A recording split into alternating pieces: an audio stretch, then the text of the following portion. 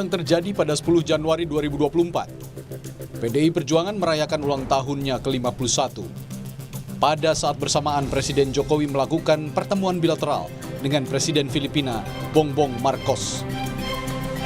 Untuk pertama kalinya, Jokowi tidak hadir dalam acara peringatan ulang tahun PDI Perjuangan. Hadir ke PDIP tanggal 10 Januari, Pak. Ke PDIP, Pak. Tanggal 10 Januari ini kan ada PDIP akan datang. Belum dapat undangan. Terima kasih, Bang. Ya, jawaban Presiden Joko Widodo ini terlontar sebelum berangkat ke 3 negara ASEAN untuk menjalankan tugas negara. PDI Perjuangan pun membenarkan Presiden Jokowi tak diundang dan tidak hadir pada acara HUT ke-51 partai berlambang banteng moncong putih itu. Namun itu semata karena menghormati posisi Presiden yang harus menjalankan tugas kenegaraan. Terkait dengan Bapak Presiden Jokowi, kita ini kan juga merasakan betapa pentingnya urusan bangsa dan negara. Dari juru bicara Bapak Presiden Jokowi sudah menyebutkan bahwa beliau akan menjalankan tugas kenegaraan ke Filipina. Ya, tugas kenegaraan itu kan untuk kepentingan bangsa dan negara, untuk kepentingan rakyat. Partai juga berjuang untuk kepentingan rakyat. Sehingga dua-duanya sama. Ya, tugas Presiden Jokowi ke Filipina kami hormati, dan kemudian partai kebetulan di dalam ulang tahun partai ini menempatkan seluruh orientasi kami ke akar rumput. Senada dengan Sekjen PDI Perjuangan, calon Presiden nomor urut 3 Ganjar Pranowo mengaku memahami dan menghormati alasan ketidakhadiran Jokowi pada HUT PDI Perjuangan. Katanya mau ke Filipina. Iya. Ya kalau beliau mau kunjungan ke luar negeri ya saya kira urusan negara pasti nomor 1. Kita hormati. Sementara itu Istana Kepresidenan menyebut kunjungan kenegaraan Presiden ke 3 negara ASEAN sudah terjadwal sejak 3 bulan lalu. Istana mengklaim hubungan Jokowi dengan PDI Perjuangan pun hingga kini masih sangat baik. Sampai saat ini seperti juga disampaikan Pak Presiden belum diterima ya oleh Kementerian Sekretariat Negara. Pun ada Presiden akan tetap dikunjungan ya, karena ini sudah rencana yang sudah dirancang lama ya. Berapa bulan yang lalu sudah melibatkan antara Kementerian Luar Negeri dan juga 2 negara terkait dengan kunjungan ke 3 negara ini. Saya belum tahu ya, nanti saya cek itu. Tapi belum ada permintaan juga dari PDIP. Tapi Pak Jokowi sendiri masih berkomunikasi atau tidak dengan PDIP? Atau komunikasi PDIP? Bagus lah, tetap dengan semua tokoh-tokoh politik, dengan semua partai. Komunikasi Presiden bagus sekali. Lalu apakah panas dinginnya hubungan Jokowi dan PDI Perjuangan akan berdampak langsung pada elektabilitas partai, termasuk pada Capres-Cawapres usungan PDI Perjuangan? Tim Liputan, Kompas TV.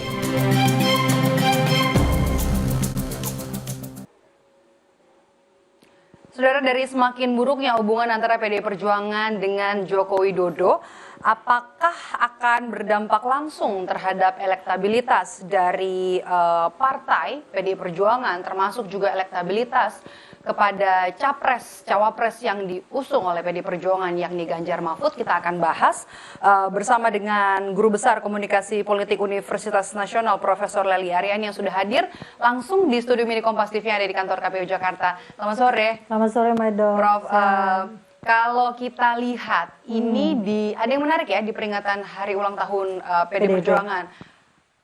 Ketidakhadiran Presiden Joko Widodo, apa analisa Anda soal ini? Ya. Tentu kalau kita membaca suasana kebatinan di PDIP ya, pasti ini sesuatu yang berbeda. Kader yang sangat dibanggakan, yang paling sukses gitu kan, tidak bisa hadir di ulang tahun, justru di detik-detik terakhir di penghujung jabatan kader itu sendiri Pak Jokowi gitu kan. Pasti ada kekecewaan di kalangan PDIP itu sendiri.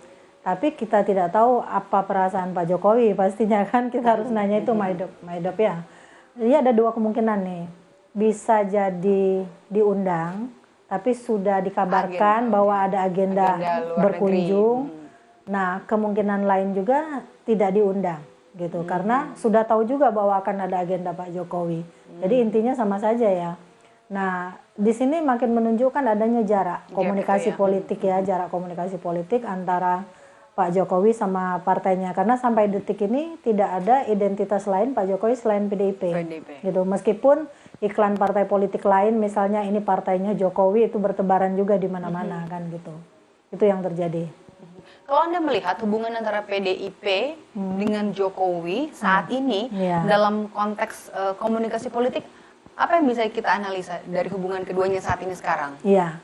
Komunikasi politik itu makin efektif ya kalau dilakukan oleh dua komponen, dua pribadi, dua komunikator politik yang narasinya, persepsinya bisa disamakan.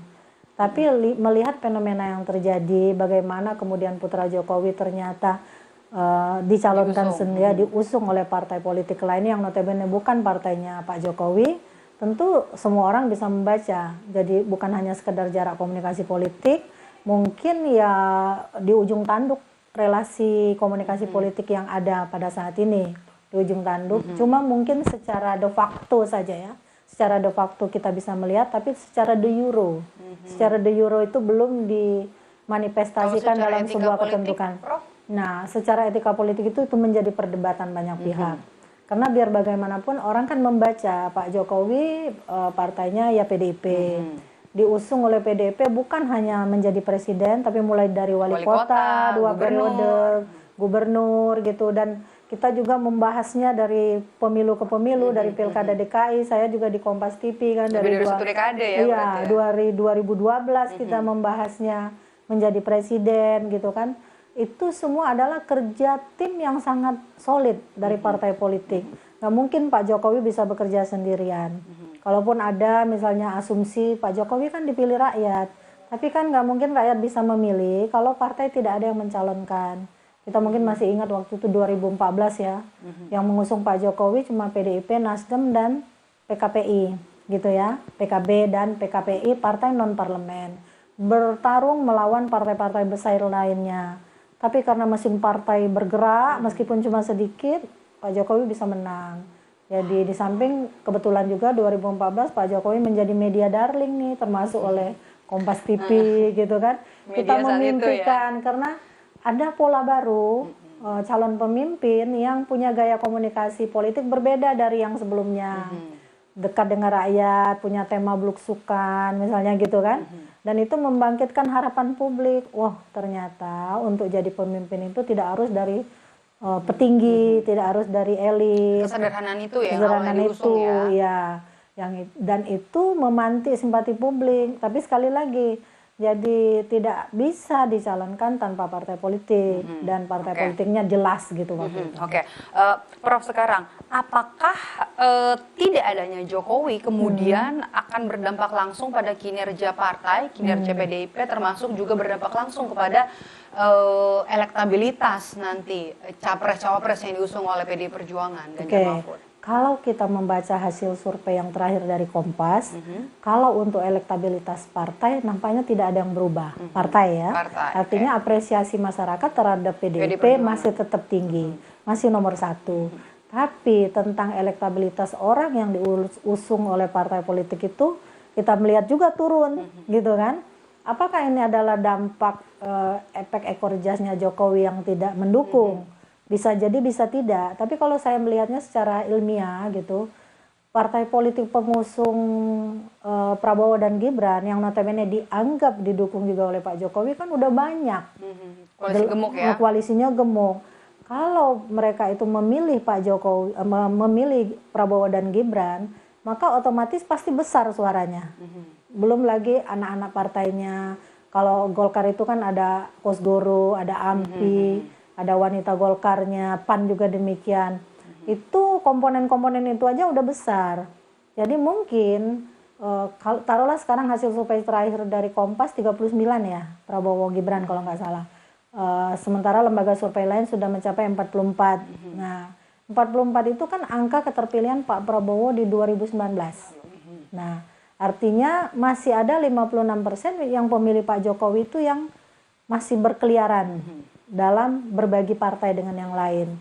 Otomatis ini membangkitkan optimisme dari dua pasangan yang lain untuk terus bekerja keras nih. Jadi tidak ada kultus individual pada figur tertentu, karena Pak Jokowi juga di 2014 tidak ada di-endorse oleh siapapun. Oke. Tapi Prof. Lely, apakah pasangan Ganjar Mahfud ini masih perlu endorsean dari Jokowi? Saya kira tentang Dengan endorse itu dengan sudah hubungan diputus. Jadi ketika Pak Jokowi terlihat tidak mendukung, sebenarnya endorse itu sudah tidak ada lagi. Tapi mereka bergantung karena Pak Jokowi masih melekat PDIP-nya. Program-programnya yang digagas di DPR juga ada unsur PDIP yang menyetujui. Nah, konsistensi itu tetap dibutuhkan karena PDIP juga tidak bisa terlalu frontal karena biar bagaimanapun partai politik yang mengusung Pak Jokowi salah satunya adalah PDIP Jadi nggak perlu dan lagi dia pengusung merangkul. utama. Jadi tidak perlu secara tegas gitu merangkul Jokowi lagi untuk bisa mendapatkan endorse? Oh, tidak perlu karena mereka harus membangun kekuatan sendiri juga untuk membuktikan itu. Kalaupun nanti naas lah istilahnya kalah atau tidak apalagi. Mungkin Bu Mega kan sudah punya pengalaman untuk berdiri sebagai oposisi dan kemudian bisa meraih positioning kembali. Saya kira itu. Oke. Apa yang harus dilakukan PDIP, termasuk juga capres-capres yang diusung nanti Ganjar Mahfud ini untuk bisa survive nanti di pertarungan Pilpres 2024 ini? Ya, pertama memang unsur paling penting dalam kampanye politik itu sebenarnya persuasi. Bagaimana mereka mempersuasi pemilih, jadi tidak bergantung kalau mereka ingin melanjutkan positioning melanjutkan itu mungkin tidak persis sama dengan Pak Prabowo karena mereka harus berbeda biarpun sedikit gitu kan, termasuk koalisi yang lain perubahan sudah jelas positioningnya. Nah, kalau mereka melakukan kiat-kiat kampanye politik yang bisa membangun kesadaran publik bahwa kita butuh sesuatu yang dilanjutkan tapi dengan komposisi yang berbeda. Jadi kritiknya harus tetap dalam batas etika barangkali untuk membangun empati publik yang masih sangat mencintai Pak Jokowi seperti itu. Oke, kita kembali lagi sama apa yang terjadi hari ini saat pidato politik dari seorang Megawati Soekarno Putri, Ketua Umum PDI Perjuangan yang berkali-kali, kalau kita boleh petik, ada beberapa kata yang sering kali diulang, salah satunya adalah kata eling begitu pada saat menyampaikan pidato, kemudian juga ketegasan soal pemilu, kemudian ketegasan soal pertahanan dan juga keamanan gitu. Dari beberapa hal yang bisa kita highlight di sini, menurut Anda, analisa Anda nih Prof. Lely, apa yang ingin disampaikan oleh Ibu Mega dalam pidato politiknya hari ini? Ya, dalam komunikasi politik itu tidak ada pesan yang hampa makna, gitu ya. Tetapi pesan itu dimaknai oleh siapa? Dimaknai oleh penerima pesan. Jadi si komunikator politik dia bebas saja mengungkapin apa saja, tapi yang menangkap mana itu si penerima pesan. Karena jadi komunikasi politik itu dalam bentuk ucapan, tindakan, tulisan, simbol, lambang dan seterusnya yang bisa mempengaruhi suatu struktur kekuasaan tertentu. Nah, apa yang diungkapkan oleh Bu Mega ini pasti alasannya adalah apa yang terjadi, termasuk renggangnya hubungan Bu Mega dengan Pak Jokowi yang notabene adalah kader terbaik menurut mereka gitu kan. Nah, pesan itu mengingatkan juga kenapa Anda berubah. Ingatlah gitu kan, ingatlah sejarahnya ibaratnya. Si kata eling ini yang berkali-kali disebut ingatlah bahwa orang itu kan berasal dari belakang untuk bisa ke depan. Sejatinya kan seperti itu. Itu pesan yang menurut saya paling menolak. Saya pernah berpikir Pak Jokowi memang suatu saat pasti akan keluar dari PDIP. Tapi tidak terbayangkan saat ini gitu loh. Bahwa di akhir masa jabatannya tidak begini pula caranya. Mungkin ketika selesai jabatannya diserahkan kepada penerusnya, lalu Pak Jokowi keluar. Sehingga narasi semacam ini tentu tidak keluar. Jadi karena narasinya yang keluar seperti ini benar-benar mengembalikan ingatan publik pada situasi ketika Pak Jokowi mengecewakan partainya. Yang menarik juga hari ini adalah apa yang dilakukan Wapres. Mengacungkan salam 3 jari begitu ya. Apa analisa Anda, Prof? Kita itu namanya psikologi massa tuh. Kalau kita berada dalam suatu kelompok atau kerumunan juga termasuk itu kan bukan kerumunan organisasi ya.